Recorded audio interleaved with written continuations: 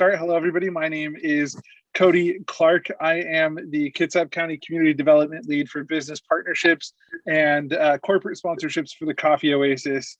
We are using the Community Development Zoom right now, and really just wanted to give Brian a quick introduction as well, because Brian has been working really hard on host homes the past couple of years.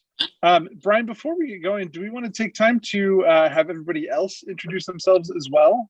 Yeah, I would like to at least hear names and what brought you here. Perfect. So let's go ahead and do that first, and then Brian, I will intro you as well. So what I'll do is, because my screen is in a different order, I'm sure, than everyone else's. What I'll do is I'll ask, I'll assign people to go ahead and introduce themselves. If you could tell us your name, where you're at, and then kind of why you're here. Rebecca, we're going to go ahead and start with you. Okay. I'm the lead volunteer at the Kingston Coffee Oasis, and working with volunteer training. I'm as a volunteer, and I'm very interested in what Host Homes has to offer our youth in Kingston. Amazing. Kimberly, how about you? So I'm in Paulsbo. We recently moved to the Northwest 3 years ago. We just bought a house, so we're a little stable. I've hosted exchange students in the past, and I had started to connect with the exchange student programs here, and then I realized there was probably a need in the community of head of foreign students. So we decided we would look into this up. Great. Amazing. Daniel Cluth.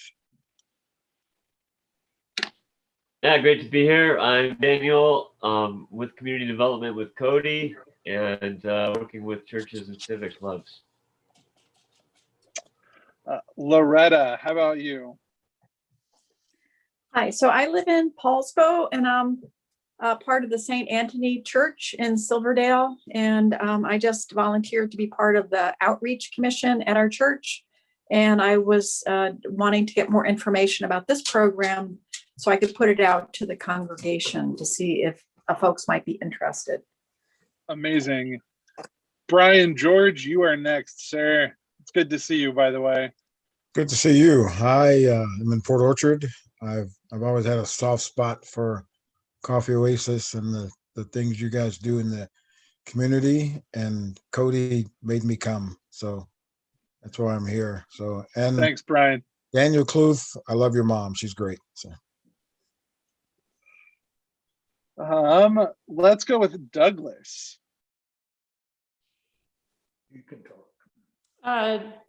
We're Doug and Kathy Inyart. We live in Silverdale, and I just got an email from Coffee Oasis a couple weeks ago, and we thought we would see if this might be something that we would want to do, if God wants us to do it, rather. Perfect. So I'm going to go ahead and introduce the two people who have just used the chat really quick. So Judy Womack is from Indianola, and is here I'm just assuming to hear more about what we're doing with host homes. And then Dolores is with St. Anthony Episcopal Church, and you're joining with Loretta as well. That is wonderful. Jacob, I don't know if you are fully here or not. Do you want to go ahead and introduce yourself? Yeah, hi, my name is Jacob Wishoff, and I am the geographic location manager in Port Orchard over youth programs. And I am here because I always want to update my knowledge of the Coffee Oasis and what we're doing so I can best serve the youth that we see on a daily basis. Perfect. Sarah, how about yourself? Oh, hi. Can you hear me? We can. All right. I'm Sarah. This is Ryan, my husband. We live in Kingston, and my mom just sent us the link for this, and we were just interested to see if there was any way we could help. We just wanted to learn more. Awesome. And so we have Judy And we just did Dolores. Okay, Caroline. Hey everyone, oh, sorry, my camera on my computer is broken. I'm here with my husband, Carl. I actually work at the Coffee Oasis. I'm the finance director, but my husband has been a longtime mentor at the Coffee Oasis, just volunteering. And we've talked about doing host home in the past and just got the email. So we thought we'd sit in and learn a little bit more. Great, amazing. Christina. Hi, I'm Christina Reed. I'm a case manager at Scarlet Road. So I'm just on the call to kind of learn more about the host homes and kind of just learn more about it for our team and our organization. Great, amazing. Carol and Tim. Hi, yeah, we've been longtime financial supporters of Coffee Oasis, and then we got the email too a couple weeks ago, so we just thought we'd consider this. We're empty nesters now, so this might be something we could do. Amazing, amazing. And then I think last is Sylvia.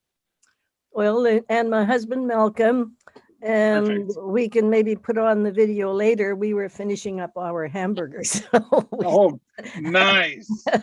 But I've just always been following and interested in Coffee Oasis and know you're doing a great job. And we too are empty nesters and belong to the same church as Loretta and Dolores. And we're interested in learning more about your program. Perfect. Guys, this is amazing. Thank you so much for joining us tonight. So I'm going to give a quick introduction to Brian Collins. Brian is one of my closest friends, and I love his passion for youth and working with the youth that Coffee O serves. Brian has been with Coffee Oasis for going on 4 years, correct? Something like that. But he is our current host homes supervisor and is going to talk to you guys tonight about host homes, what that looks like, and the requirements that youth need to meet, the requirements that families need to meet, and all the information that you could possibly need. I think one of the quick housekeeping things that we're going to ask is that your microphone is turned off during the presentation, just so we can, Brian can get through his presentation, and then there will be time for questions. Excuse me, correct, Brian? Mm-hmm. Perfect.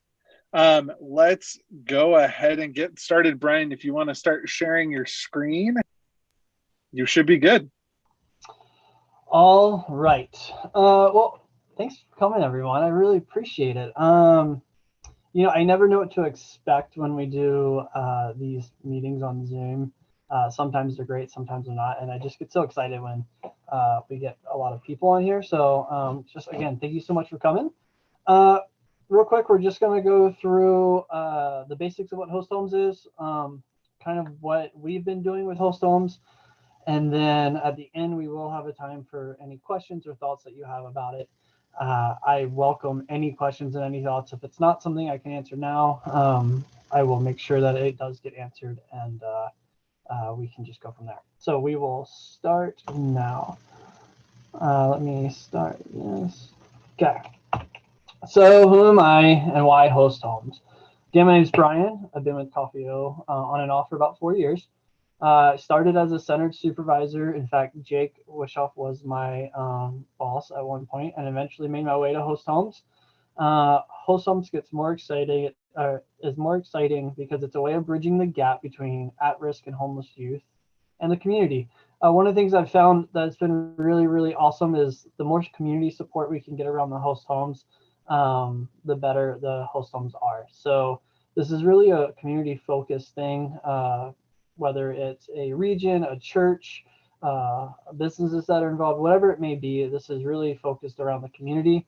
And the youth get the opportunity to learn from their host, and their hosts get the opportunity to learn from the youth. That's really special as well. A lot of families that are in host homes right now are just learning so much from the youth that are there, and they get to understand their life story and how they got to where they are. And then these kids are also finding ways of this learning from healthy families and what does that look like, and knowing that the life that they were living is just not doesn't have to be that way. So it's really exciting to see that happening and that progress and that transition happening and just seeing where it goes over time. So what is Host Homes? Host Home is a private home that volunteers to host youth in need of temporary placement and are associated with the Host Home program, like the Coffee Oasis. Generally, hosts provide family-like environments to youth and are expected to provide shelter, food, light transportation, if needed, day-to-day support and mentoring, and to coordinate with the Host Home program to provide additional services the youth might need. So essentially, it's you're bringing a youth into your home to be a part of your family. They are just as much as part of the family as your own kids, and they interact or we're hoping they interact in a lot of the same ways. Also, when it comes to chores and stuff like that, the expectation is they just start to take on those things just like anyone else would that lives in the home. We do help with a lot of with providing a lot of these things, so you won't be on your own for all of this, which is really nice.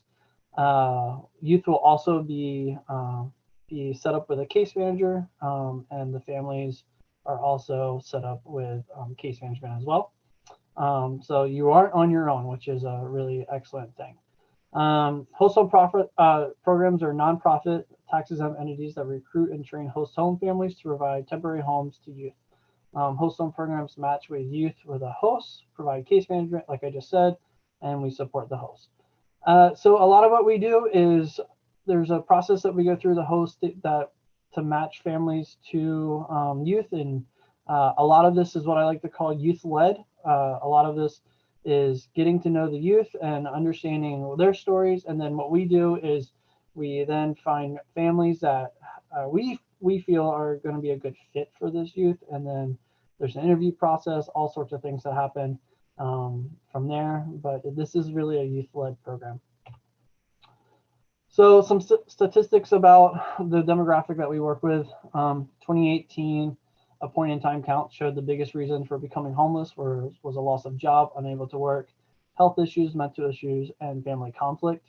I do like to point this out because a lot of this also means a loss of shelter, or it can lead to a loss of shelter. And also a lot of this can't be fixed or helped without shelter. So it's the shelter piece is really the center of all of this.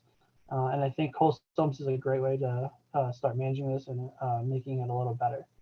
In 2018, Housing Solutions Center found just about 1,200 literally homeless households, as well as 1,600 households at risk of losing housing and seeking assistance.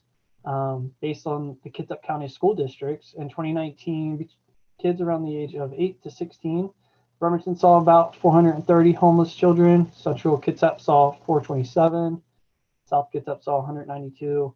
North Kitsap saw around 81, and Bay Ridge saw about 9.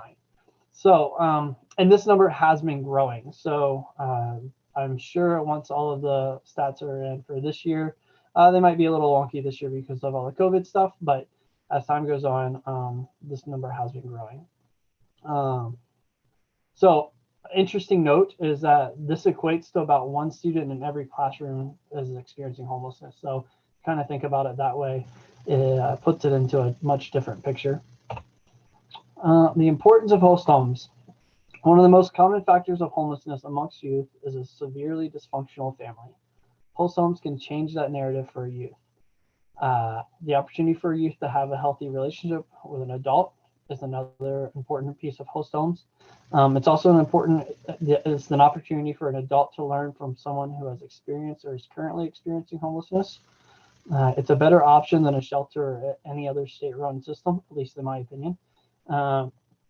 Provides a safe environment for youth to grow, which has been a lot of fun to watch. And youth and adults with mental illnesses or drug and alcohol problems get worse when they do not have stable housing to get behavioral and or medical attention they need.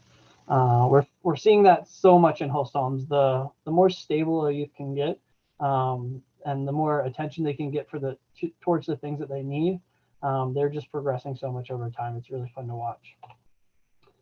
So for the host, there's some requirements that the Coffee O has. So a family or a single adult at least 21 years old who has a spare bedroom in their home and desires to welcome a Coffee O youth into their home to be like family for a minimum of 6 months and up to 1 year. In the past, we have done it where we say a minimum of 6 months, but it can go much longer than that. What we're finding is that for youth that are in host homes, if we don't put a timeline on their stay, sometimes they can become a little bit more lackadaisical, a little bit more lazy around getting their goals met.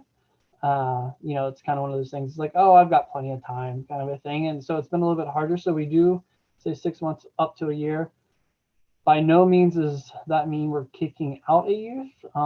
At that point, I have some host homes that the youth have just become a part of the family, and the families have just kind of refused to make them leave. So, there's been a lot of conversations around that, and we are still willing to support those families. They're still doing some really cool work with youth that fit within our demographic. So that kind of stuff is really exciting. If this whole host family has kids, then 2 parents need to be present. If host family does not have kids, then homeowner can be a single adult with the same gender as the youth. Host families must pass a watch background check, which we do in-house. Establish personal home guidelines. Must have a private bedroom with bed for the youth. Pass a house safety inspection, and have to be insured by the state of Washington with a homeowner's insurance. A little bit about that is, what we will do with a lot of families is we will sit down and we will build out expectations that we have. What are the do's and don'ts in the home? I always say, whatever the do's and don'ts are for your own kids, if you have them, let's put the same ones on this youth. Again, we want this to be a very, very family-oriented, family-structured kind of thing. I want the youth to feel like they're a part of a family. So as much as we can do that, the better. And the house inspection is one of the last pieces that we do right before the youth moves in. And it is just, I come over, I check to make sure you're filling all the boxes. As far as a bed for the youth, a room for the youth, a bathroom, all those kind of things. Just making sure there's adequate amount of things for the youth. And once you check the boxes, then we go from there. For the youth, 13 to 25 years old, and have an established relationship with the Coffee Oasis.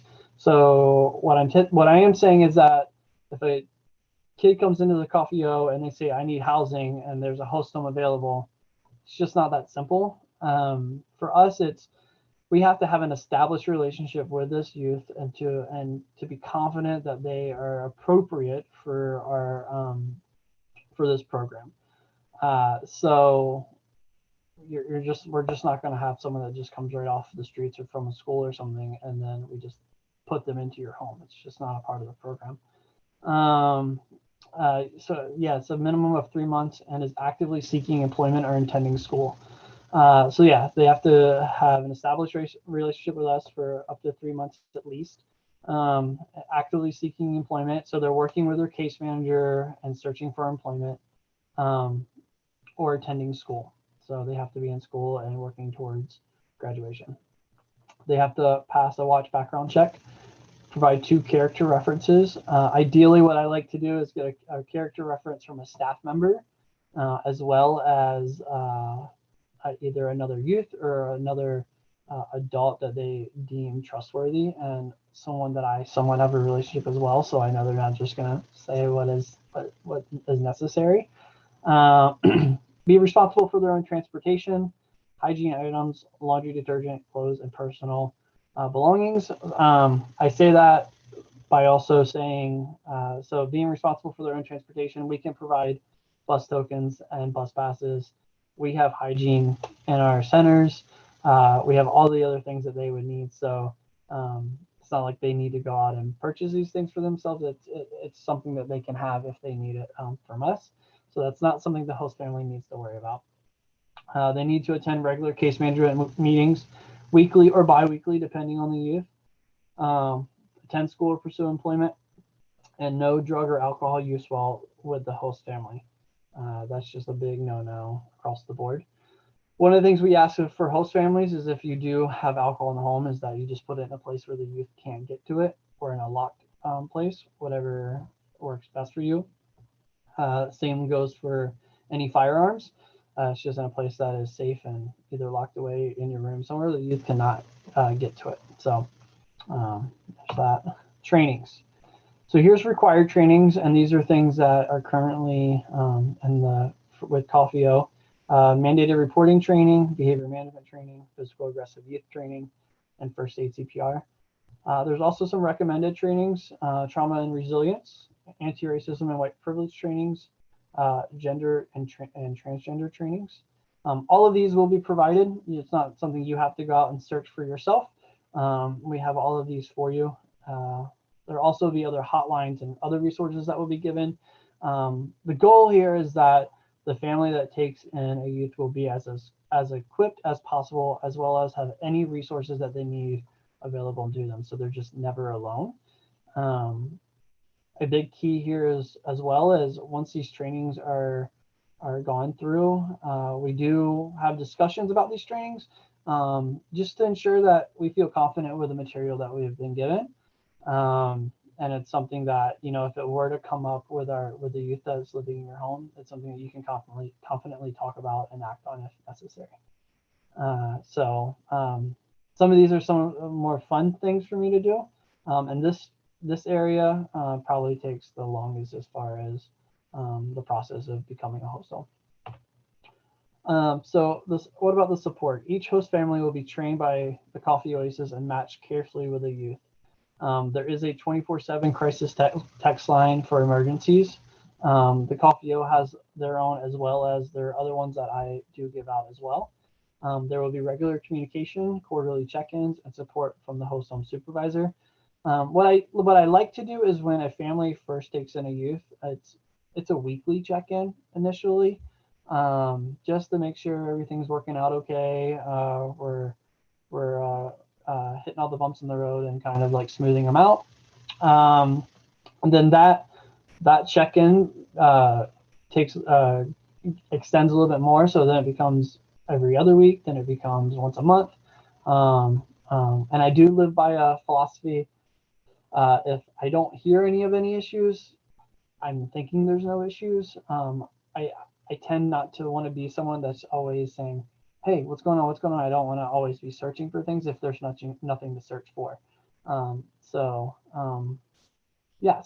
my hope is that we can build enough of a relationship where we can confidently talk to each other about issues and such. Be training and education regarding sharing a home with a youth. There's the other piece of this is that I didn't put in training, but I think it's necessary. If there's anything that you believe is necessary to know about before the youth gets in or after the youth gets in, just let me know. We can find some trainings and make sure that you get them. Some things that you just feel more equipped when you're working with a youth. There's a $150 monthly stipend for the host family. I don't ask any questions about that money unless I see some unhealthy habits happening with it. So you can do whatever you feel necessary, whether that would be buying food, paying for electricity, it doesn't matter, but that $150 is yours to do what you want to do with it. And there's also a lot of resources through the Coffee Oasis. There's guidance and mentorships for the youth. Again, there will be case management for every youth. They can be a part of our mentorship program as well if they're not already. And any other resource they need from Coffee Oasis, we're happy to give as well. That is it. If anyone has any thoughts or questions, I can take them. Brian, why don't you go ahead and stop sharing your screen? There you go. Perfect. Thoughts, questions, everybody. That was a lot of information, I know.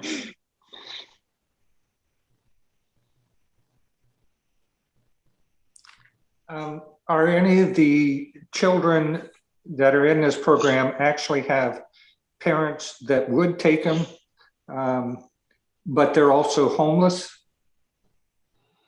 Yeah, so there are youth in the program that have healthy relationships with their parents, but that are also homeless. So, you know, a lot of times what we find with those youth is that often those youth are learning that they may not be able to help or save or rescue, whatever the term you want to use, their family, but they can start doing things for themselves. So we do encourage these youth to kind of do what they need to do. We also are able to help set up boundaries between the host families, the host youth, and the person's family as well.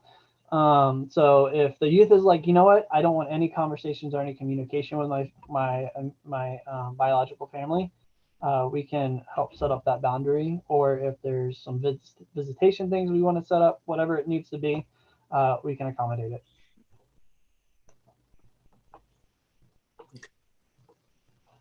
How long does it take to do training? And is it online training?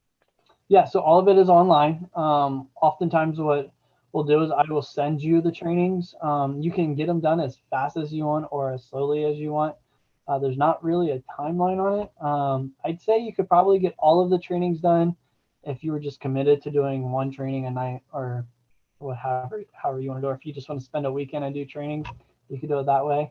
But you could, I would say, confidently get all the trainings done and feel confident in them in probably a week's time. Loretta has How a question. soon after? Oh, sorry. That's okay. We'll come back to you. Loretta, I know that you had your hand raised.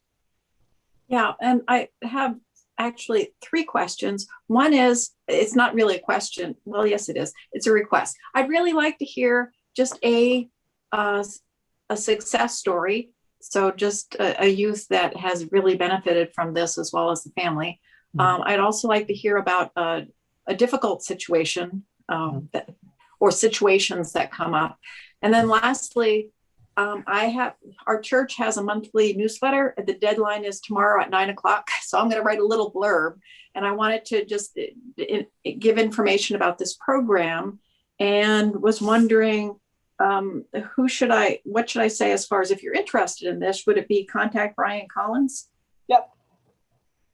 Okay. Absolutely. I would have them contact me. I can also be a part of some type of function at your church as well, if you would like me to come out for something as well. So a success, a hard time, I can give you both of those. And I would even say that the hardships that we've had in host families so far have also turned out to be successes later on. But it's just being willing to get through that hard moment. So the success I'll talk about is we had a youth in host homes. He came to Coffee Oasis. Basically, he was living with a family that was not his own, and they had just told him he has to leave.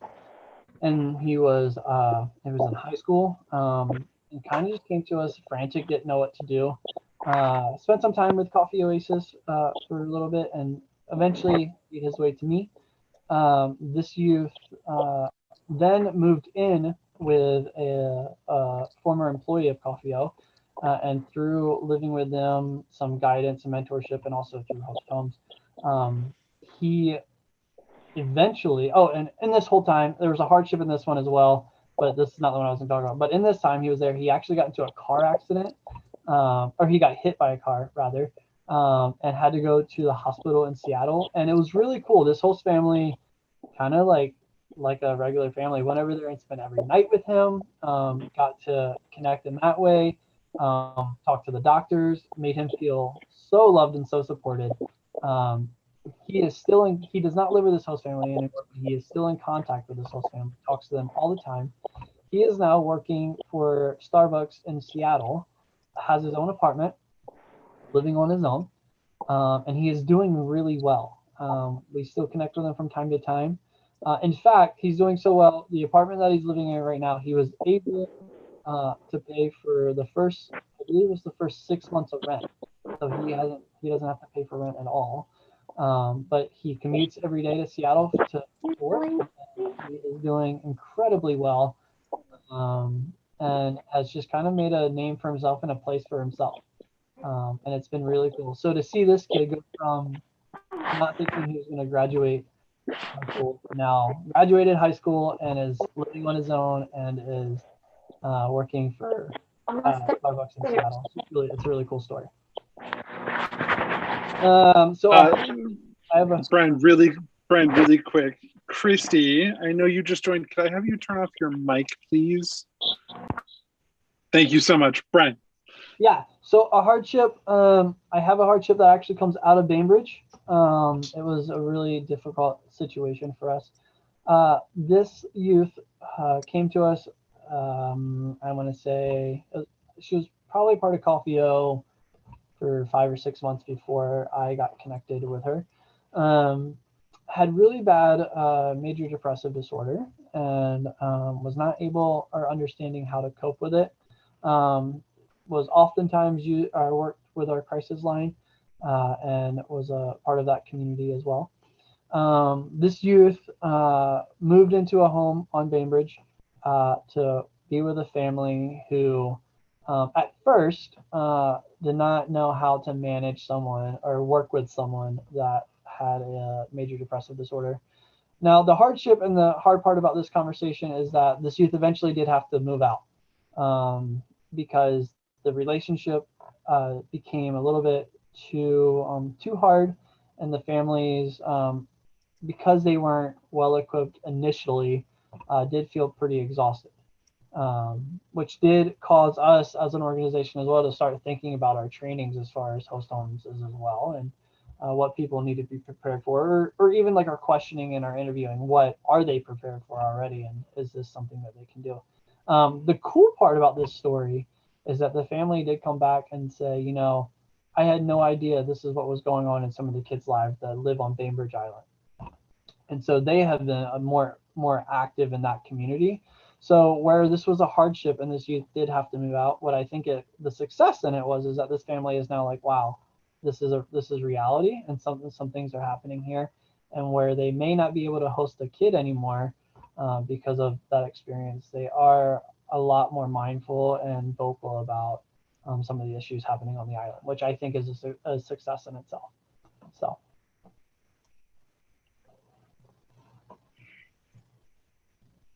Next question. I see a text question from Carol and Tim saying, oh, we live in a pretty rural area. How close do we need to be to public transportation?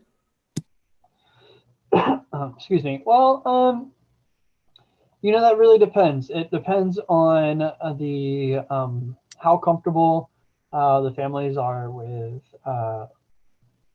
helping with transportation, if that's necessary. It also depends on the youth on what they're doing. So if they're like right now, I believe a lot of schools are still doing Zoom for their classrooms. So transportation may not be an issue. It also depends on some case management stuff. So some case management, can be done through Zoom. So we can do it that way as well. So to that question, I would say it would really have to come down to the youth that we would think would work well with that family. And if we knew this ahead of time, it's something that we could easily establish and make sure was okay. Not being close to public transportation does not mean you can't be a host home. I think that's the best answer.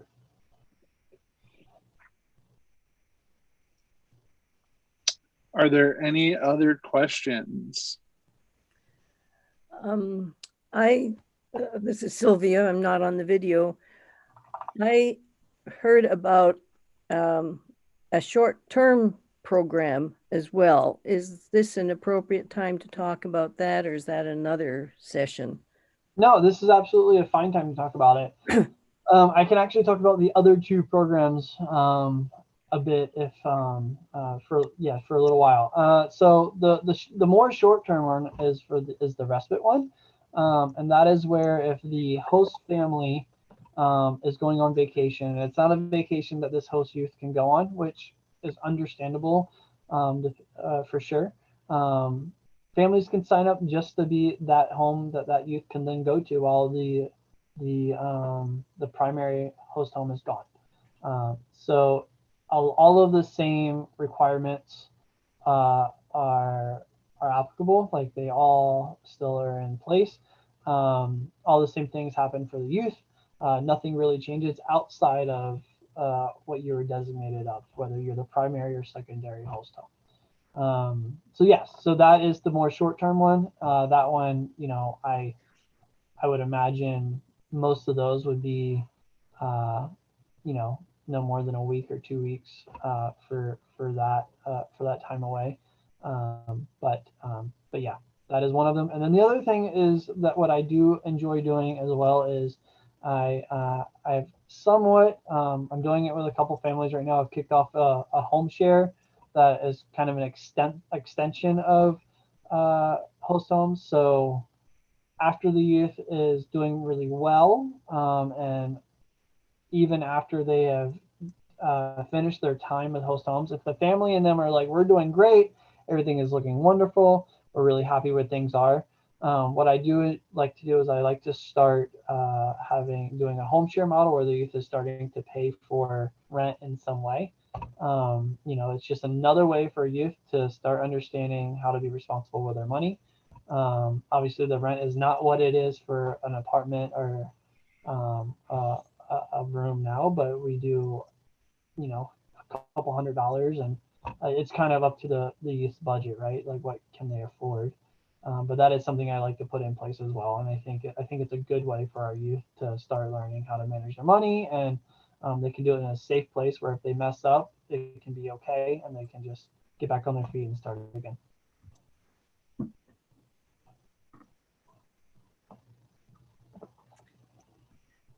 Okay, I have another a question.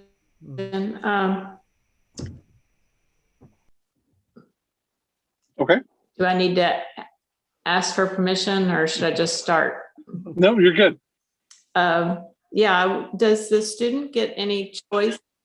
Does the student get any choice in who they get to pick? I mean, do they have any say-so? Is there any meet and greet ahead of time, or? Absolutely. So how does that go? This is 100% a youth-led program. So what will happen is, just to dive a little deeper, what will happen is I will meet with youth, or I will meet with a case manager of that youth to kind of get some information about what the needs are of that youth, all those kind of things, what they like, what they don't like. It's kind of, I try to do an extensive overview of who this youth is. And then I will start thinking of the families that I've connected with. I have a nice little list that I put up, and I put it based off my conversations with these families. I've put down little keywords and stuff of who I think might be good for this youth. Once I do that, I then will connect with the case manager and say, hey, I think I've got a match. I will make sure that's okay. And then I will contact the family and say, hey, I think I have a match for you. Would you like to come in and meet with this youth? And what I do then is I do a minimum of 2 meetups. At that point, it's a time for the families and the youth to finally get together and say, hey, like, what's your favorite color? Like, what do you like to do for fun? Like, ask all the questions that you want. I typically say a minimum of 2 because oftentimes we can get really excited after the first and make a decision a little too quick. So I like families to go home and the youth to go home and think about it, and then come back for another one. And any questions they forgot to ask, they can now ask them the second round. And then once those are done, I will connect with the youth and their case manager, and we will have a conversation and talk about goods, the bads, the uglies, all of the things. And at this point, it is still up to the youth whether they want to move in or not. When a family signs up for it, the agreement is I'm willing to take in someone. So I really keep it up to the youth to say this is good for me or not good for me. So the youth has 100% the say in where they go. And that's kind of the key of making this successful, because the youth is the one that would potentially leave or do whatever. So as long as we can get the youth to be involved and to be the ones that feels like they're in control of the situation, I think our success has gone up so much. So yes, the youth have 100% say. Thank you. Yeah. Okay, so we're going to go with Kimberly. It sounded like you had a question, correct? So I did. Am I on mute? Did I unmute myself? Nope, you're Yeah, good. Okay. So I assume I have an adult son, he's 26, I think, if I did the math right, who lives in the house. I assume that all adults that live in the house would have to undergo the same level of training. Is that correct? Yeah. So if you have a son that's 26 in the home and he's going to be interacting with the youth on a pretty regular basis, it would be a requirement as well. Yeah. Okay. And then we had a question in the chat. And so this question is from Dolores. The question was, is this similar to foster care? If I had $1 for every time this question was asked. So yes and no. Yes, in the sense that you are taking in a youth that you did not previously know and you are offering your home to them. No, in the sense that we are not at all answering to the state in any way. This is something that Coffeo and other host homes in the state are doing. Actually, it's all across the country. And the expectations that are put in place by that organization, not by the state itself. There are no real requirements outside of the host home has to be registered to the state that we have that we have to do with the state. So it is like host home in the sense that you are like foster care because of what you are doing, but not like foster care because we don't have any connection to the state at all as far as our requirements or what is okay, what is not okay. That is completely up to us as an organization. Sylvia, I know you had a question. Is it important to have the extra room right in your house? Our situation is that our guest room is in a separate building very close to the house, but it is totally detached. So I would say it's good to have that information because what I would do is then I would make sure that we have a youth that if it were to enter your home, it would be a youth that we trust very much to have that type of situation, that kind of freedom. It would be something that we would also, as far as the case management and the host home side of Coffeo, we would be connecting probably a little bit more regularly because for this youth, it would probably be a situation where they feel like they get a little bit more freedom than what they've been used to or have had. So there would be some more guidelines put around that. So it's not bad. It would just mean that we would put some more guidelines and some more structure in place to ensure that it was safe for the youth and for the family. Thank you. Okay, we have time for some more questions. Anyone else have any questions?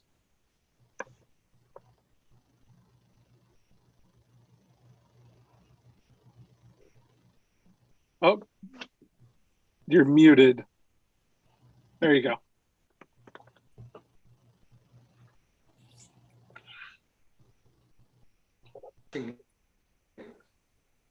There you go. Not a problem.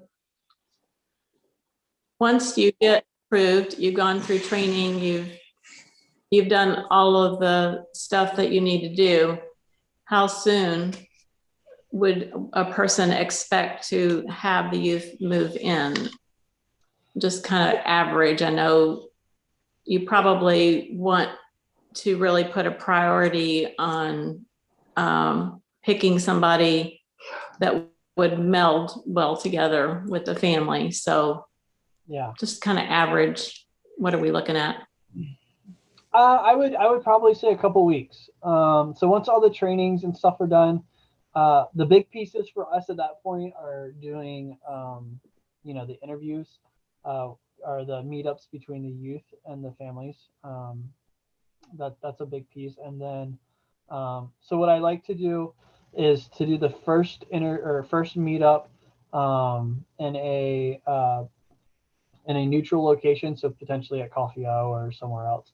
And then the second interview I like to do at the potential home. because it just adds another element and gives them a better, more understanding of where they may live, gives the youth a more of like that feel of what it might look like for them. If that's not possible, it's okay. We can do that in a neutral location as well. Not a big deal. But those are the big ones for me. It's getting those meetups done. And I usually recommend those meetups be spaced apart 3 or 4 days at least, just to give each other some time to think through those things. And then after that, it's the final home inspection, which I can do the same day of the meetup if everything goes well, or I can do it the next day. So I would say probably on average a couple weeks. Yeah. Oh, sorry. Oh, Kimberly. So, as far as computers and cell phones, I would assume a kid in this situation probably doesn't have a computer, but do they have cell phones? I mean, we don't have a home phone. Yeah.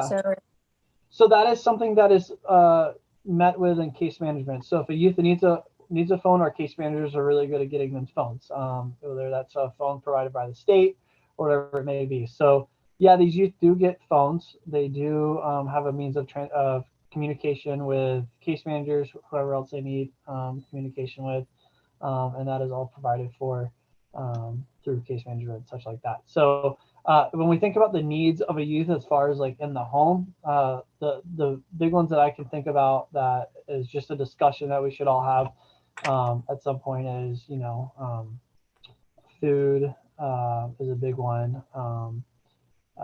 Place, a shower, places like the basic necessities for a youth. The other thing that I do really hard, or I try really hard to do, is I try to ensure that all youth that go into a host home have food stamps. They have a way to help pay for food. It's just another way of being a part of the family, so they can help provide in some way as well. Rebecca, and then we have a couple in the chat as well. Yeah. Brian, can you give us an idea of how many youth you've placed in host homes over a period of time, and how many are in the waiting list, if we have a waiting list? Yeah, so I've had 20 plus kids in host homes. I would probably average it around 25 kids that have been in host homes. And then the waiting list, that is it's a hard one to count because I don't keep a running waiting list. What I do though is I can tell you every day case managers are coming up to me and saying, "Hey Brian, like, do you have any host homes? Do you have any host homes?" Okay. So, and the reason I don't keep a waiting list necessarily is because oftentimes when we talk to our youth about host homes, they think it's an immediate thing. They think, "Oh, well, this is going to happen for me." So I haven't even begun the process with youth because I just don't want them to be getting their hopes up and then be thinking, "Oh, in the next week or so, I'm going to be placed somewhere." I just haven't wanted to touch that. So I'm asked all the time. I know there's plenty of youth out there that have it. In fact, I just looked in my inbox like an hour or a couple hours ago, and I had 3 emails from people asking me about host homes. So there's definitely a need for it. But over the last 2 years, I've placed probably around 25 kids. That's fantastic. So we've got a few in the chat, and then Loretta, I know you have a question as well. So the first in the chat is from Dolores. Dolores asked, "Are we able to speak to others who have hosted to gain their experience?" Absolutely. That can be something that can be set up. That is something that we can make happen for sure. If that's something you want to do, that we can definitely do that. Yeah.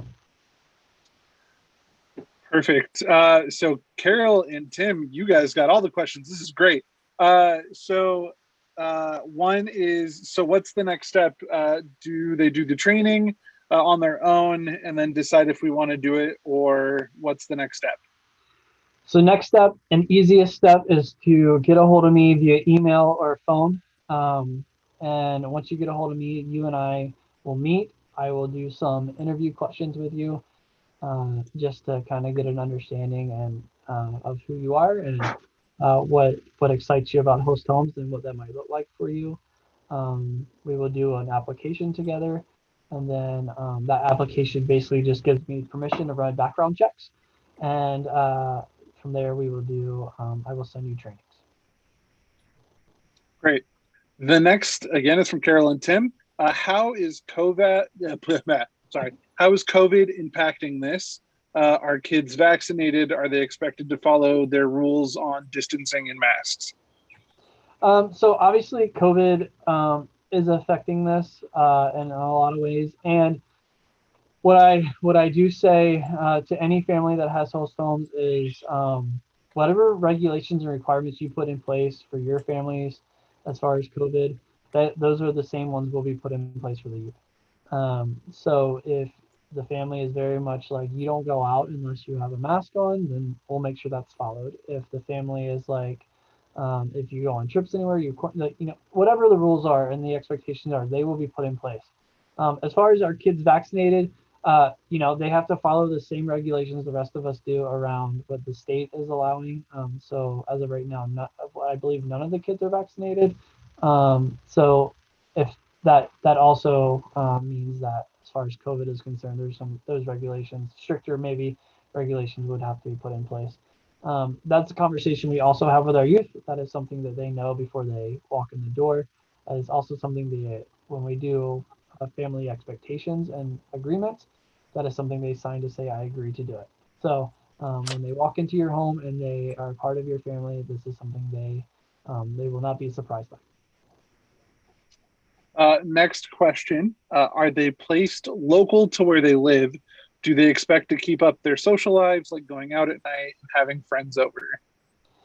So they don't have to be placed local to where they live. A lot of this, when I talk to youth about host homes, I ask them, where would be your preferred location? Not all of them say something local to where they live. The other piece of this is that when we connect with families and I say, hey, there's this family for you that I think would be a great match, but they're not in Bremerton, they're in Paulsville. They do have that option. And as far as like hanging out with their friends and their social life, when you live in a family with better and healthier and safer boundaries, their social life isn't going to look the same. And that is a conversation that is had before they go into host homes. If there's curfews in place for this family, then there's curfews in place for this kid.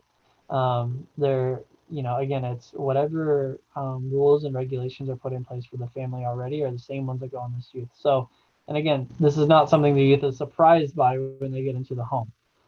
This is something they know. This is something they agreed upon. It's something they even sign off on, so they know exactly what they're walking into. So, in a lot of ways, as a host family, as a host parent, you're parenting this youth just like you would parent your own kid. So, whatever that social life looked like for them is what I would hope it would model for this youth as well. And last question from the chat. Is there any concern if the adults in the home both work or would be out of the home during the day? So what I oftentimes have a conversation around is if both parents are out of the home during the day, then the youth has to be out of the home during the day. Our centers are open 2 to 5. They got plenty of things that they have plenty of meetings that happen throughout the day, whether it's meeting with a case manager or I would hope doing school or even, job searching. There's plenty of things that they can be doing during the day where they don't have to be in the home. I will tell you there are certain scenarios now where a youth has been with a family for a long time and they have complete trust in them and they are now like, hey, you can stay at the home if you would like, and that's worked really well. So maybe over time that becomes a thing where they're okay to be there, but initially it's definitely like if both parents are gone, the youth is also gone. So. And then Loretta, I see that you raised your hand. What is your question? Well, I'm not sure if you already answered this. It's along the lines of currently right now, how many kids are in host families? You said 20, you'd placed 25, so I'm guessing that's over the course of 4 years. But right now, how many kids are placed in homes? Yeah, so it was 25 over the course of the last 2 years that I've been a part of host homes, and then right now I have 5 youth placed in host homes. Okay, thank you.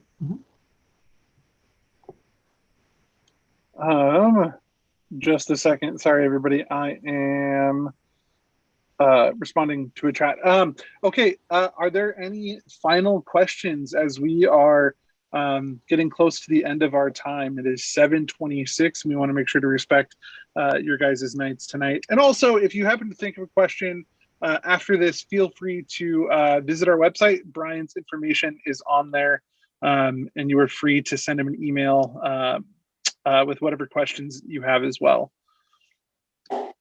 Thank you, Brian. Thank you, Cody. Of Yeah, course. thank you very much. Thanks for being here. Last question. Yeah, I have the most yes. questions, I guess. Can the youth stay in the house? Since you said that if both parents are working, then the youth has to be out of the house during the day. So are you saying that the youth can never be left at home by themselves at all? No, Unless, that's not what I'm saying at you know, all. they've been there. Yeah, what I am saying is that initially when a youth enters into a home, just out of safety of the youth and the families, and because neither party really knows each other, the best bet has just been, hey, like, when they're gone, you're gone. But as the relationship builds and you're like, you know what, I trust this youth and I think they can be in my home, then, you know, I put that at the discretion of the family. If the family wants to allow that to happen, then I'm totally okay with allowing that to happen. Yeah, so yeah, I'm not saying they can never be there. I'm saying it just probably would take a little bit of time. Okay, thank you.